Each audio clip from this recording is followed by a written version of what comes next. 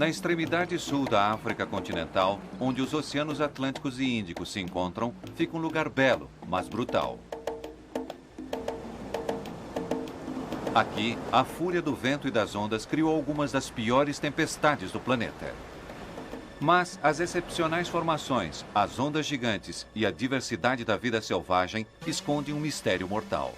Aqui está escondido o predador mais temido pelo homem, o grande tubarão branco.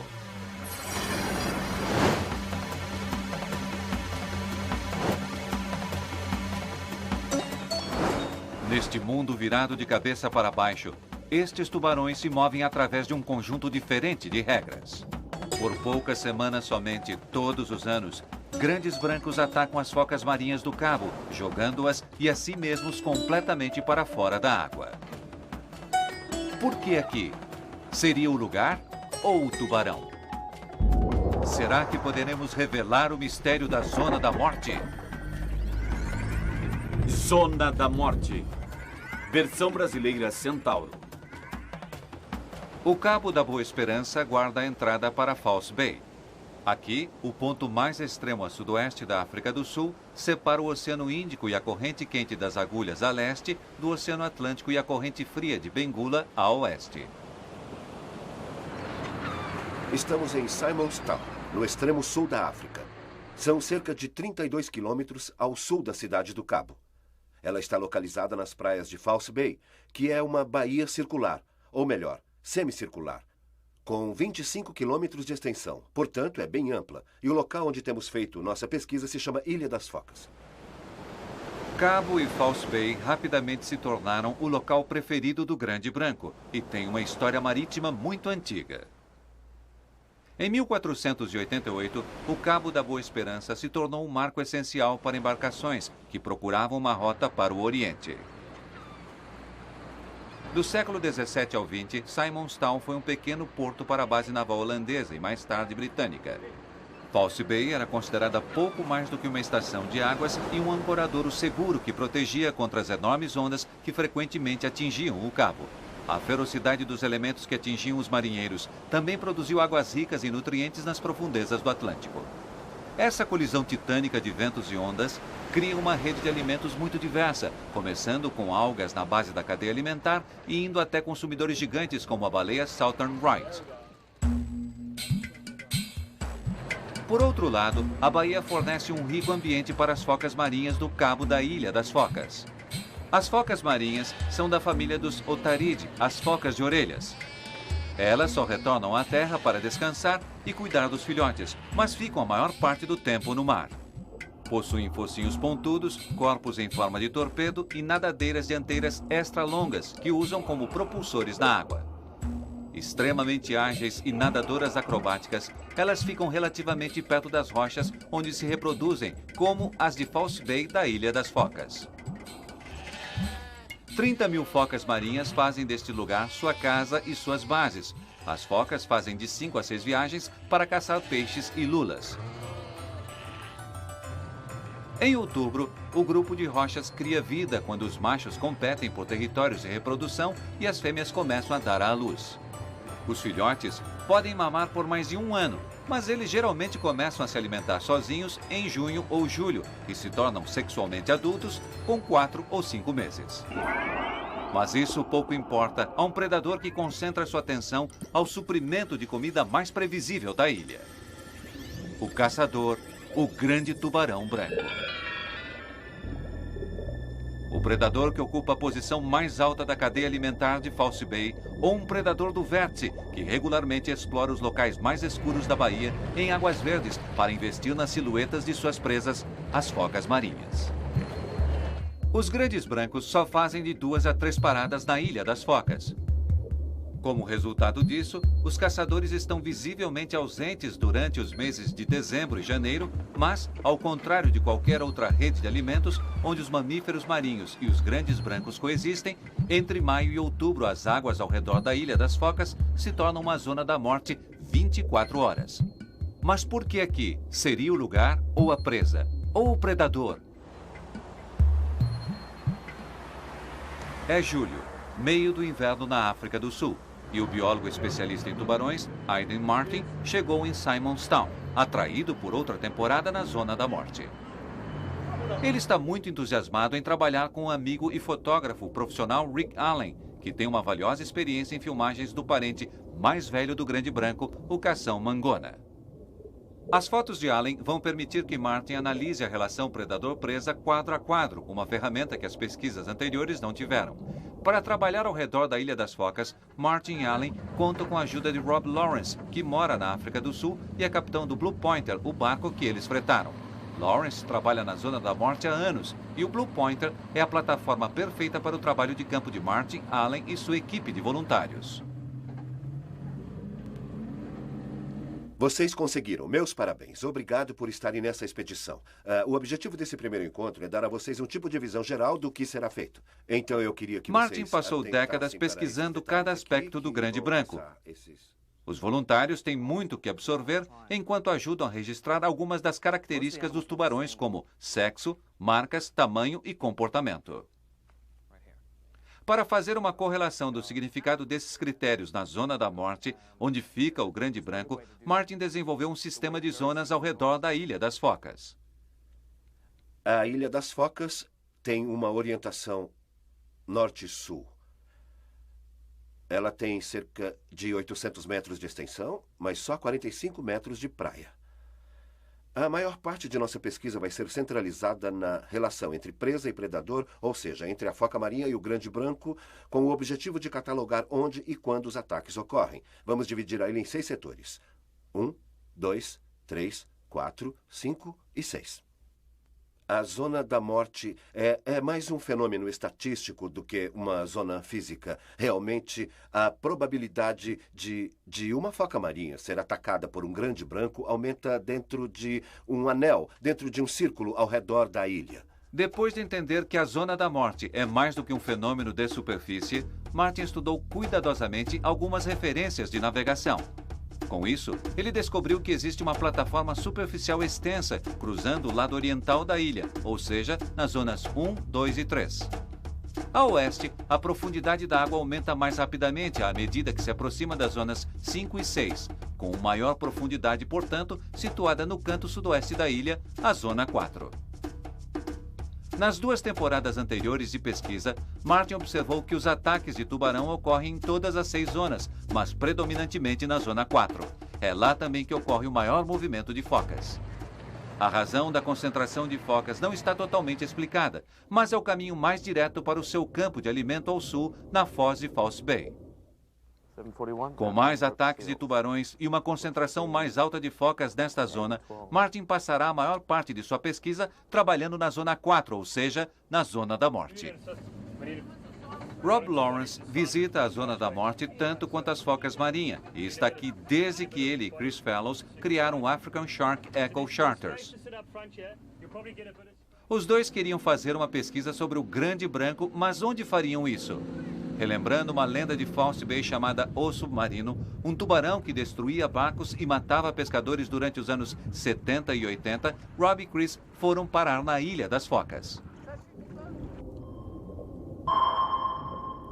False Bay tem uma longa história com tubarões brancos.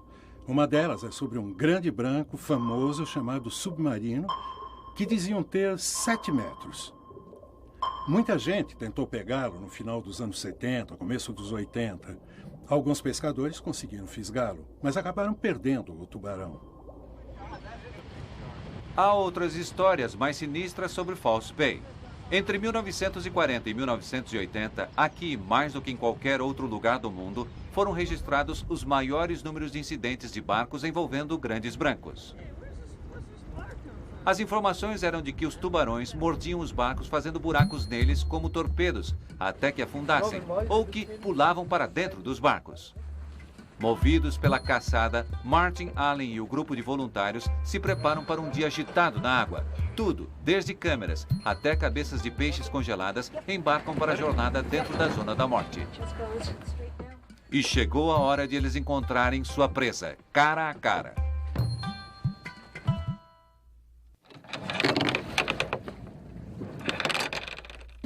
Estamos a mais ou menos uns 20 metros. Eu acho que são uns 20 metros. Com um mar calmo e tempo bom a seu favor, a tripulação do Blue Pointer se prepara para um dia de perseguição aos tubarões na Zona 4, perto dos seus novos vizinhos que estão aproveitando todas as oportunidades para brincar nas ondas. Para todos os que estão a bordo, tem mais do que o som das brincadeiras das focas. Lawrence encontrou a Ilha das Focas quando foi procurar pelos grandes brancos. Mas como os tubarões encontraram a Ilha das Focas? Com tantos habitantes bem alimentados por perto, o odor pode ser uma pista. Uma das características dessa colônia de focas é que ela produz quantidades fenomenais de várias formas de excremento, que são retirados das rochas pelas ondas e jogados no mar. Embora seja uma coisa bem desagradável para aqueles que têm que trabalhar na ilha por causa de nossa sensibilidade humana, o excremento é um forte indicador de uma grande colônia de focas, e para um grande branco faminto é como tocar o sino para a refeição. Para atrair os tubarões diretamente para o barco e encobrir o constante odor de focas da ilha, a equipe conseguiu uma mistura mais atraente, amarrando cabeças de peixe a uma longarina, resultando numa trilha de odor de iscas de peixe e sangue. Atirar iscas na água e observar o comportamento alimentar dos grandes brancos é como observar ursos remexendo no lixo dos humanos. Então, por que usar essas antigas técnicas de campo? A isca nos permite observar como os tubarões interagem quando se tem um ponto focal competitivo de sua atividade. Ela também nos permite fotografar e registrar as marcas dos tubarões individualmente. Ao contrário de estudar ursos em um lixão, a isca ajuda a identificar os tubarões individualmente e oferece importantes ideias sobre os níveis diários de atividade. Uma dessas atividades é o recolhimento do lixo. Acredita-se que os grandes brancos matem a maior parte de suas vítimas, mas como muitos predadores de vértice, marinhos e terrestres, eles irão consumir carniça e possíveis petiscos como as iscas. Essa é uma estratégia útil de sobrevivência para um predador nômade designado não só a viajar de um modo eficiente por longos períodos em velocidades relativamente lentas, mas também para manter a temperatura do corpo maior do que a da água onde está nadando. Reter o calor metabólico tem muitas vantagens, mas o tamanho e a circulação do sangue são essenciais. Os grandes brancos dividem muitas características com uma de suas presas, o rabilo Tunus tunis. Ambos têm a reputação de serem poderosos nadadores de longas distâncias que gostam de comer depressa e que conseguem se projetar para fora d'água.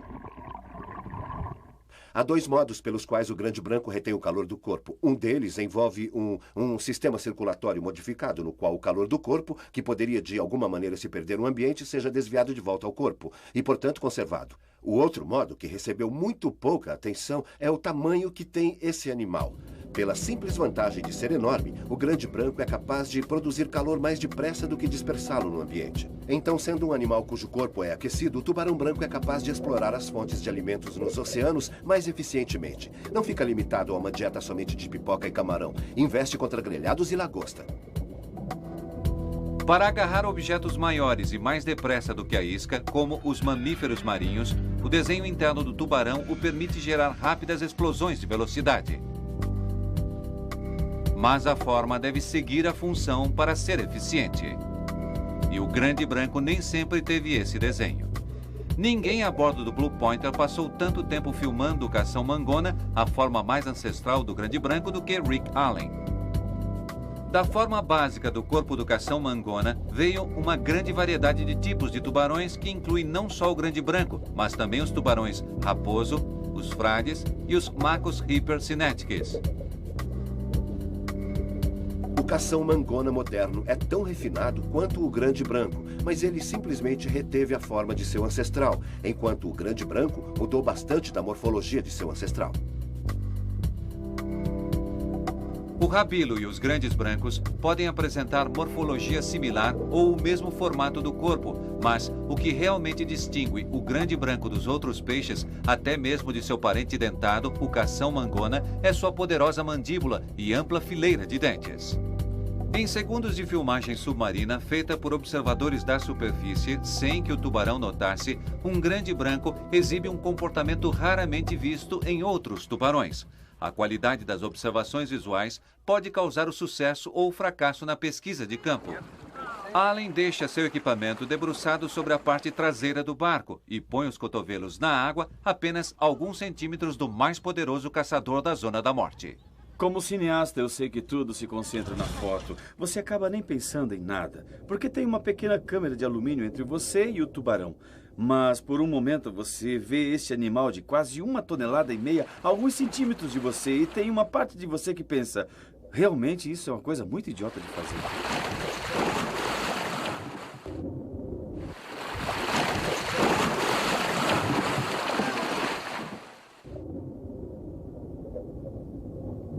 A ciência, em grande parte, é nada mais que ver as coisas por outras perspectivas. Pelo fato de sermos criaturas muito visuais, qualquer ferramenta que conseguir aumentar o campo que somos capazes de ver com os olhos estará nos dando novos meios de ver o que está acontecendo. A câmera, ou Rick Allen, em seu trabalho como cineasta, nos dá a habilidade de aumentar o que já somos capazes de ver no momento. Então, quando a adrenalina acaba e o evento dramático passa, conseguimos olhar de uma outra maneira para algo que estamos estudando há meses e talvez olhar para aquilo de uma perspectiva diferente. Hora após hora, Allen tira fotos de closes espetaculares dos grandes brancos atacando as iscas. Mas uma sequência difere das outras. Um grande branco se aproxima dos motores do barco. Ele abre a boca e move seu olho direito para a posição de observação. Depois de observar o motor de ângulos diferentes, o tubarão abre a boca, estende a mandíbula e toca a superfície do motor com os dentes. Seria o motor um possível alimento para ele? Ou o tubarão ficou confuso com campos elétricos gerados quando a água salgada entra em contato com a capa de metal?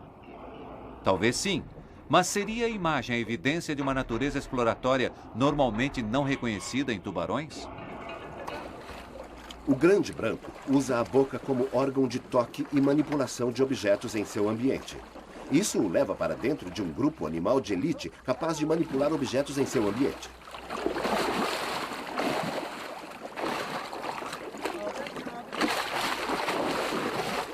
Mas por que os tubarões estão tão interessados nas silhuetas parecidas com as das focas feitas de pedaços de carpete? Martin observou que alguns tubarões passam muito tempo ao redor das focas feitas de carpete, tanto que algumas ficam parecendo velhos brinquedos mastigados. Eles realmente preferem a foca de mentira. Não sabemos por quê, talvez gostem de carpete. A exploração pelo toque é baseada em instinto e os tubarões exibem constantemente esse comportamento ao redor das iscas e das focas de carpete. É irônico, porém, que eles usem a parte mais temida de sua anatomia de um modo muito sensível para explorar novos objetos. O pensamento tradicional sobre o grande branco era que tudo o que ele via em seu ambiente natural era alimento em potencial. O que estamos descobrindo com o trabalho na Ilha das Focas e outras localidades é que estes animais estão mais do que simplesmente interessados se podem ou não comer alguma coisa. Estão interessados em coisas para seu próprio bem. Além do lado exploratório, Martin e Lawrence observaram personalidades diferentes entre os tubarões. Atraindo estes animais com as iscas, a operação de Lawrence etiquetou 76 animais e registrou impressionantes 726 dias de observação desde 1995. Combinando os dados com as marcas distintas nos corpos dos animais, Martin e Lawrence desenvolveram uma predileção por dois tubarões de personalidades muito diferentes, o Black White Black e o Raster. O que estamos descobrindo é que eles são animais discretos com personalidades reconhecíveis. Cada animal tem a sua natureza, sua própria maneira de examinar novas situações e lidar com elas. Esse é um Black White Black. Este é o tubarão que chamamos de Raster. Ele é provavelmente o melhor tubarão para se ter perto do barco. Ele está totalmente relaxado. Não sabemos como ele faz para pegar uma foca, mas dá para ver as diferenças entre ele e o que chamamos de Black White Black. Há diferenças enormes entre os dois.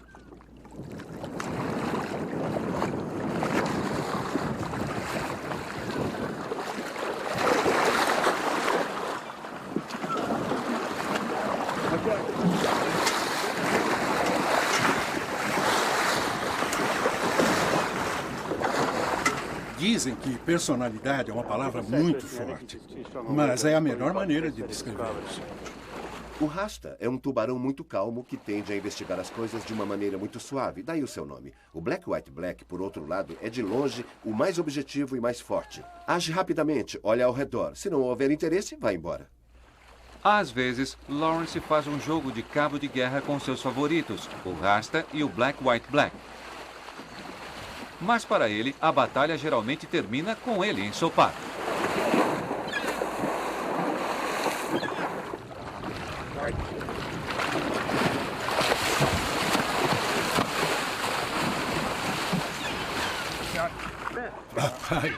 Papai Tubarão, eu vou ficar feliz quando a gente entrar. Os testes com iscas e focas de carpete demonstram o quanto os grandes brancos se afastaram de seus antecessores, os cações mangona, no tamanho do corpo, forma e função. Eles também demonstram o nível de sofisticação e individualidade que cada tubarão possui. Todos esses são atributos que podem contribuir para os ataques explosivos vistos na Zona da Morte. As limitações dos anzóis, contudo, impediram Martin de atrair tubarões durante as primeiras horas da manhã, e as iscas só mostraram um comportamento vasculhador e não ataques acrobáticos. Martin decide se aproximar novamente.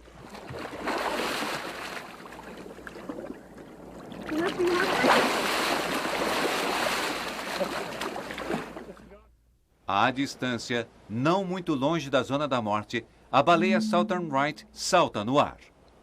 Saltar é um comportamento comum em baleias e golfinhos e supõe-se ser uma brincadeira.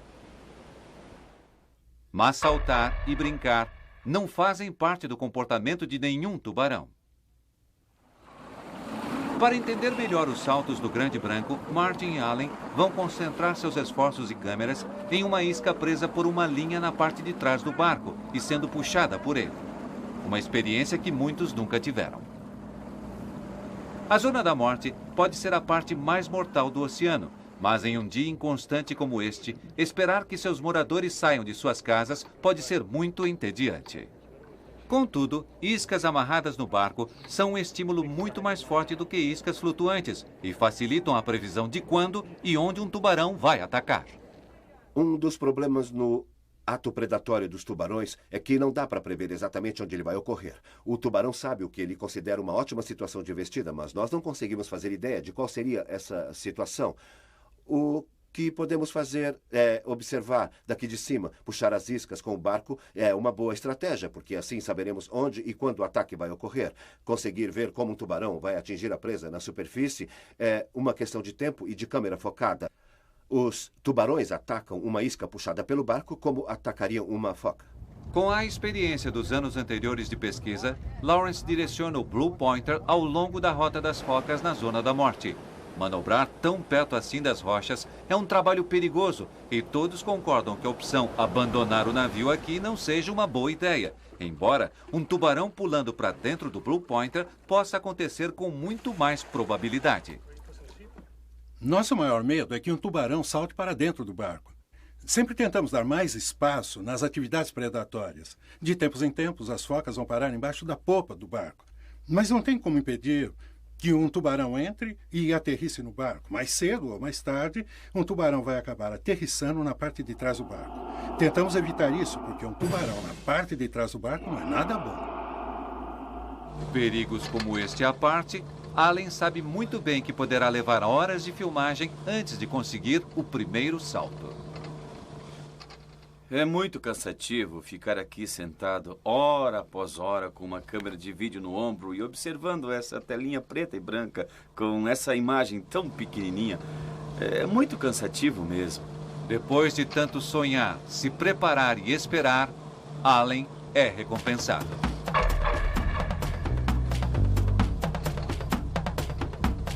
Os saltos ocorrem quase que num piscar de olhos, e só uma análise quadro a quadro dá a oportunidade de analisar cuidadosamente as acrobacias aéreas do tubarão.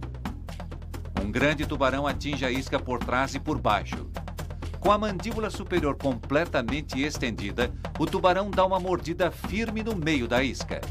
Em uma tentativa de girar ao redor dela, ele se dobra para a esquerda e seu corpo todo sai da água. A boca e a isca atingem a água primeiro, depois vem o resto do corpo. Essa ação dura apenas alguns segundos. Uma investida final da cauda e o tubarão desaparece. O sistema de localização do Grande Branco é absolutamente incrível. Os ataques na Ilha das Focas acontecem durante os meses de inverno, quando as ondas são as maiores. Isso quer dizer que o tubarão que está viajando no fundo não apenas tem que calcular onde a foca ou a isca vão estar, como também voar do fundo para a superfície. Ele tem que fazer ajustes em seus movimentos para cima e para baixo, de acordo com o movimento das ondas. Um objeto em movimento na zona da morte provoca muito mais um tubarão do que iscas. Simplesmente flutuando, esses acrobatas de 1 tonelada atingem a isca com força total e velocidades de quase 40 km por hora. Mas nem todos os saltos são iguais, como demonstra o próximo grande macho. Em princípio, tudo sai como planejado, mas quando ele começa a girar em torno da isca, o impulso de sua investida com a cauda não é suficiente para ele fazer a cabeça voltar para a água, e em vez disso, ele bate a cauda com toda a força na superfície. O mais interessante nas iscas é que estamos descobrindo que elas não precisam ter o mesmo formato nem a silhueta de uma foca marinha de verdade. Pode ser que os tubarões estejam tendo uma imagem de busca quando veem a espuma branca perto de um objeto se movendo na superfície, e talvez seja o suficiente para ocasionar um ataque. A espuma que uma isca em movimento causa pode ajudar os tubarões a segui-la na superfície, mas a velocidade também é importante. Se ela se mover muito lentamente, não vai gerar espuma suficiente. Se for rápida demais, vai exigir que o tubarão faça um esforço muito grande para pegá-la. Tubarões brancos gostam de presas rápidas, mas também gostam de conveniência. Atacando por trás, um jovem tubarão macho explode da água, mas antes que suas nadadeiras atinjam a superfície, ele já começa a girar ao redor da isca. Uma fração de segundos depois, ele está quase paralelo com o horizonte do seu lado esquerdo. Depois, ele aponta a cabeça para baixo e a cauda para cima e gira por cima das costas. Seu impulso evita que ele faça qualquer movimento para trás. Em seguida, ele entra na água de cabeça, tudo isso em pouco mais de um segundo. Ao contrário das pranchas de surf, das quais os tubarões arrancam pedaços, as iscas da equipe retêm as marcas dos dentes. Em 3 anos puxando iscas com barcos na Ilha das Focas, nenhum pedaço de isca foi arrancado. Em uma rara sequência, um grande macho branco expõe todos os seus movimentos em um único salto.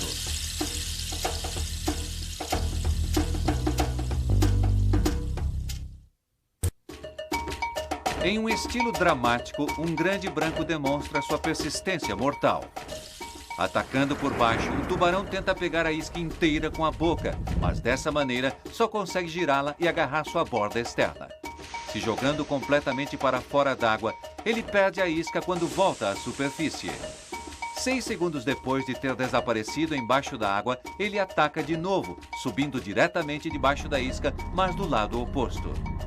Mais uma vez, ele pega a isca, mas desta vez consegue mordê-la inteira e cai na água de cabeça. O tubarão se dobra completamente por cima de seu lado direito, mas não larga a isca. Para todos a bordo do Blue Pointer, esse é um momento de muito entusiasmo, um raro salto duplo gravado e um souvenir muito valioso. Ele foi 2 vezes contra a isca. Geralmente eles fazem isso só uma vez, mas esse quase conseguiu mordê-la. A maioria deles continuou, mas esse foi direto para baixo. Depois voltou e pegou a isca. Dá para ver que ele não era um tubarão muito grande pelo tamanho da mordida. Martin examina o dente da arcada inferior deixado pelo grande branco. Tem uma pequena fratura na ponta. A série de dentes geralmente é irregular. Esta é uma característica dos dentes de um carcadon. Ela nos permite distinguir os dentes dessa espécie dos dentes de outras espécies de tubarões, como, por exemplo, o cabeça-chata, que tem um dente mais triangular, mas cuja serrilha é bem uniforme. Esta é a parte de trás do dente.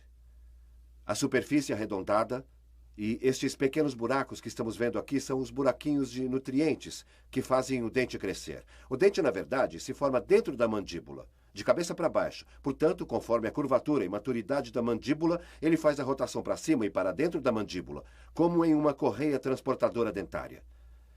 Chega à posição terminal ou funcional e, neste caso, é arrancado quando atinge o seu alvo. É um belo espécime. É verdade. Entendo por que o Alley espera tanto tempo para conseguir um. Foi muito legal ter conseguido esse dente. Geralmente só se consegue depois que ele está morto. Temos muita sorte em um pequeno grupo como o nosso ter conseguido e ainda estarmos vivos. Não prejudicamos o tubarão, porque eles perdem os dentes normalmente quando abocanham uma foca. Portanto, não fizemos mal a ele e ainda ficamos com uma lembrança. Ter um alvo em movimento versus uma foca de carpete imóvel produziu resultados espetaculares. E Allen, através de suas imagens, garantiu que certos aspectos da isca, como tamanho, formato e velocidade, implicam no significado que o movimento da presa tem nos saltos na zona 4. A análise quadro a quadro mostra as dinâmicas dos vários estágios de cada ataque, como o tubarão se posiciona em seu ângulo de ataque, como ele morde tentando manter contato com sua presa e como é sua volta para a água. Como um bônus, algumas iscas vêm com marcas de mordidas e amostras de dentes. Mas o que a sequência das iscas não revela é a magnitude ou a devastação do primeiro ataque. As iscas são quase sempre de mentira, iscas que nunca fogem, diferente de uma foca marinha. Será que as focas marinhas são sempre mortas? O que acontece com uma foca se ela for ferida, mas escapar? Essas perguntas só poderão ser respondidas através de gravações de ataques a presas vivas. Durante os últimos dias de pesquisa, Martin e Allen irão seguir os movimentos das focas marinhas pela zona da morte, na esperança de filmar um ataque de um grande branco a uma delas.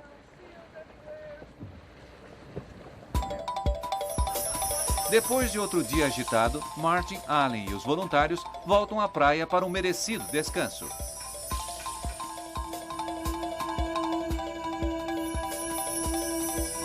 É mais arriscado trabalhar na Ilha das Focas no escuro, mas Martin suspeita que haja uma ligação entre a pouca luz e o motivo de não conseguirem atrair tubarões pela manhã e no período de pico de saltos.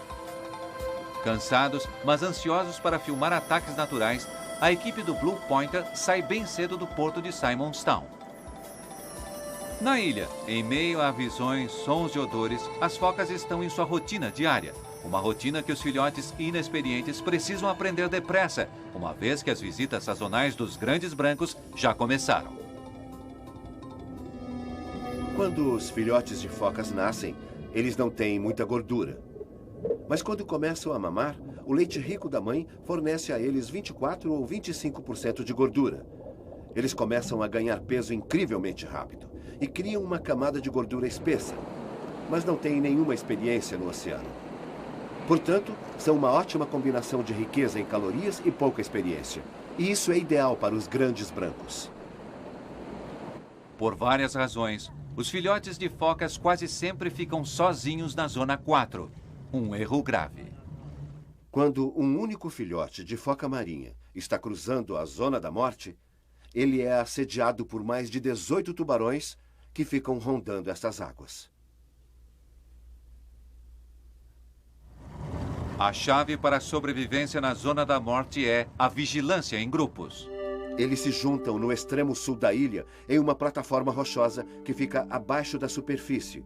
Um lugar que nós chamamos de plataforma de decolagem. E quando um certo grupo, quase sempre de 8 a 12 animais, é localizado, a partir de um sinal que ainda não conseguimos descobrir qual é, os animais se juntam e saem dali. Depois de sair da plataforma de lançamento, cada grupo vai nadar a uma certa distância da praia, depois de mergulhar e nadar para o fundo, tanto tempo quanto sua resistência permitir, reduzindo o tempo em que teriam que passar na superfície na zona 4. Quanto mais olhos, maiores as chances de localizar a investida de um tubarão, porque a área de observação de False Bay é muito grande. É muito difícil para eles se juntarem em qualquer ponto em particular na Foz da Baía e voltar pela Zona da Morte. Como resultado, grupos de chegada tendem a ser muito menores. Frequentemente teremos indivíduos sozinhos, filhotes chegando sozinhos, aos quais carinhosamente nos referimos como os "por favor, me comam". Martin e Allen conseguiram um momento de sorte. Algumas manhãs são assim, a ação é rápida e furiosa. Mas não é fácil conseguir filmar um ato predatório natural e os saltos. O fotógrafo quase sempre consegue filmar a ação, mas o desvio de somente alguns graus à esquerda ou à direita é o suficiente para perder a foto e os dados valiosos. Todos estão alertas. Está acontecendo um ataque à frente do barco. Allen consegue ver a água espirrando e a espuma. De repente, foca e tubarão explodem d'água. Será que há mais focas? Algumas delas saltam ao longe, mas as gaivotas mais próximas ao barco sugerem onde acontecerá a próxima ação. Um pequeno splash do centro, em seguida, uma boca aberta salta para pegar uma foca. Em câmera lenta, a câmera capta a incrível falha do tubarão e a sorte da foca. Minutos mais tarde, surge outra oportunidade. Uma foca retornando do mar chama a atenção de Allen. Para evitar que a câmera trema demais enquanto a foca ainda está a alguns metros do barco, ele abre o zoom. A foca não parece estar saltando normalmente. Allen se aproxima com o zoom. Um salto, o segundo. De repente, parece que o tubarão adivinha a trajetória da foca e parte para cima dela. Ele acerta em cheio. Na zona 4, estando sozinhas ou em grupos, as focas perdem para o tubarão, que tem um segredo que o permite se lançar em ataques acrobáticos. É o elemento surpresa. Uma vantagem que eles perdem assim que o sol vai alto no céu, permitindo que as focas vejam além das profundezas e localizem seus perseguidores.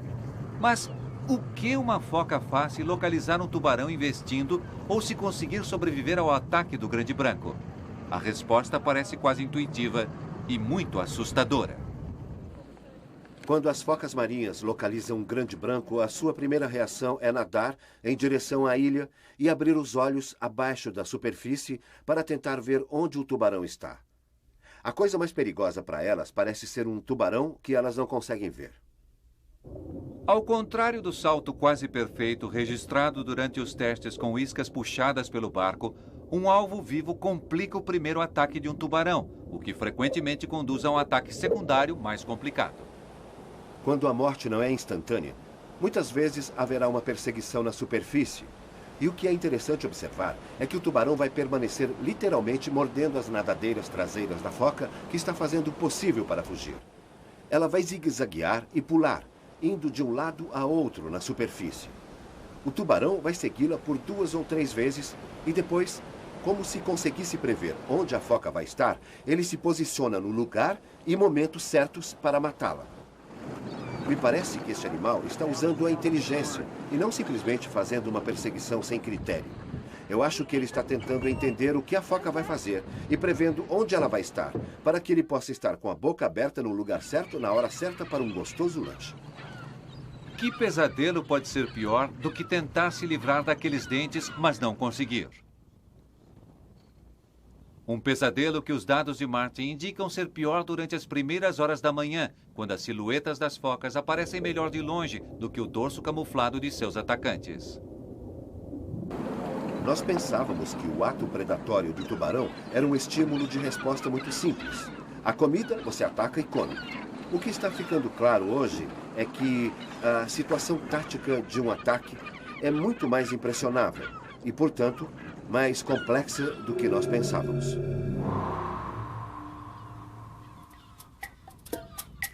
No brilho do sol nascendo, Martin e Allen seguem um grupo de focas retornando do fundo, onde se alimentaram. As focas não estão à velocidade total, mas certamente não estão perdendo tempo ao passar pela zona da morte. Enquanto Allen filma os animais saltando, acontece o pior para eles. Pelas imagens, parece que as focas não têm nenhum aviso do ataque. Como resultado, os corpos das focas voam em todas as direções como um geyser em erupção. Realizando um salto quase perfeito, o tubarão perde por pouco sua vítima. Ela escapa pela lateral. Não querendo contar ainda mais com a sorte, as focas restantes fogem para o mar aberto.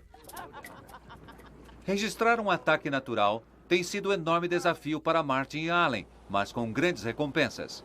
Suas imagens e observações mostram que os tubarões têm muito mais dificuldade em atingir um objeto vivo do que as iscas amarradas em barcos e que nem todos os ataques a presas vivas ficam só na primeira mordida. Para as focas, a chave para evitar a primeira investida devastadora é a vigilância em grupos sempre que possível. Porém, se um tubarão for localizado, manter os olhos nele ou saltar fugindo em velocidade máxima são as duas defesas mais conhecidas. Quando conseguem escapar de um segundo ataque na superfície, as focas tentam confundir seu perseguidor, saltando sem parar sobre a cauda dele. Mas uma mordida, seja ela na primeira ou segunda investida, será o começo do fim da foca. Para o grande branco, o elemento surpresa é a chave para o primeiro ataque acrobático e quando ele perde a vítima, tem que recorrer à sua incrível força e flexibilidade, prevendo os próximos movimentos da foca antes que a caçada o deixe cansado demais. Exausta, a tripulação do Blue Pointer relutante deixa as focas para trás. Mas agora, depois de gravar vários dias de dados valiosos, Martin poderá pintar um quadro bem dramático da vida na Zona da Morte.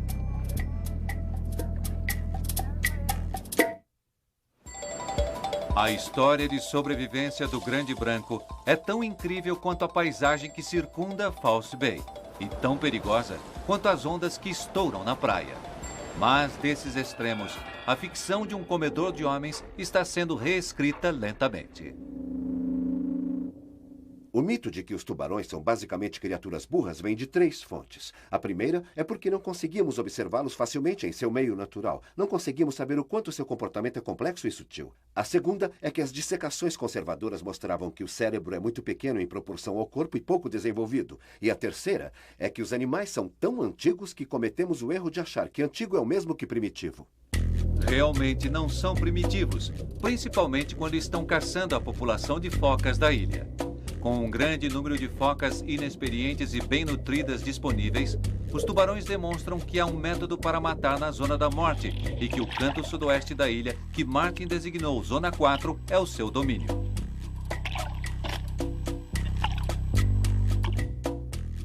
Ao contrário das pouco profundas zonas 1, 2 e 3, que ficam do lado oriental da ilha, a profundidade na Zona 4 aumenta depressa, formando uma parede de rocha que as focas usam como uma plataforma de lançamento.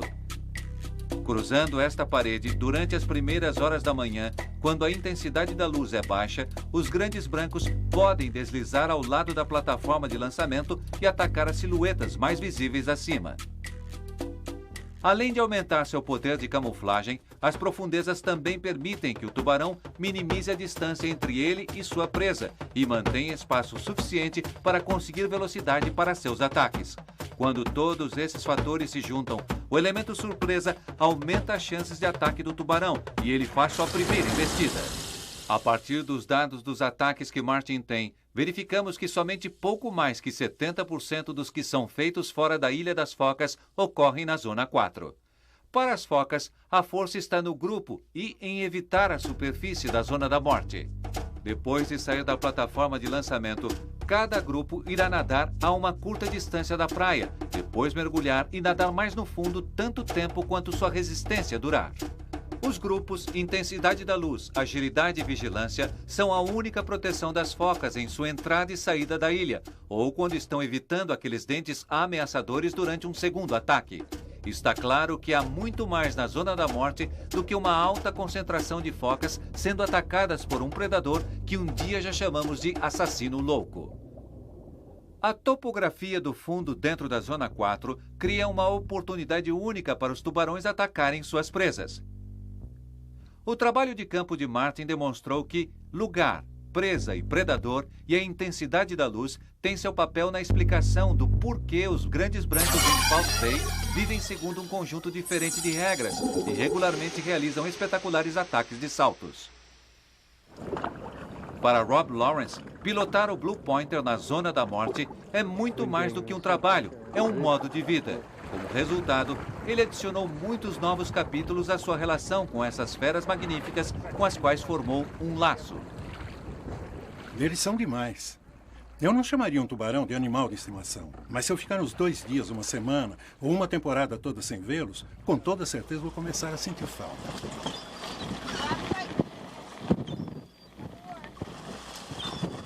Para Rick Allen, a chance de viver o sonho de uma vida tem um significado especial. Observar as acrobacias do Grande Branco em False Bay É uma experiência difícil de descrever e de acreditar. Mas mergulhar com tubarões ou estar com tubarões de qualquer espécie em qualquer oceano do mundo é exatamente a mesma coisa. A gente pode se tornar parte do mundo deles por um tempo limitado em que estamos embaixo da água ou em um barco em False Bay. É um presente inacreditável. Observações precisas são importantes em qualquer viagem que envolva assuntos e situações que não possam ser facilmente manipulados por investigação científica. E as câmeras de Allen, sejam de superfície ou submarinas, contribuíram muito para isso. Sem essas imagens, os menores detalhes de cada salto e da interação predador-presa, que duram apenas alguns segundos, seriam muito mais difíceis de se observar. A surpresa foi que não estamos vendo apenas comportamentos mais complexos em grandes brancos, como eu esperava. Também estamos vendo comportamentos nesses tubarões que eu não imaginava que eles pudessem mostrar. Entre as coisas mais surpreendentes estão a suspeita que eu tinha de que esses animais eram muito curiosos. Mas o que a experiência nas Ilhas das Focas mostrou é que eles são realmente muito curiosos e que estão particularmente interessados nas coisas com as quais não estão familiarizados. Para Martin e Allen, False Bay forneceu uma visão fascinante dentro da personalidade do grande branco. E eles vão embora com mais respeito tanto pelo predador quanto pela presa, visto que cada um trava uma batalha diária pela sobrevivência na zona da morte. Na verdade, é fascinante ver que há um mundo diferente e o que parece ser um comportamento complexo pode ser o resultado genuíno de um cérebro complexo e bem desenvolvido. Eu acho que estamos só começando a compreender os segredos da mente por trás da mandíbula.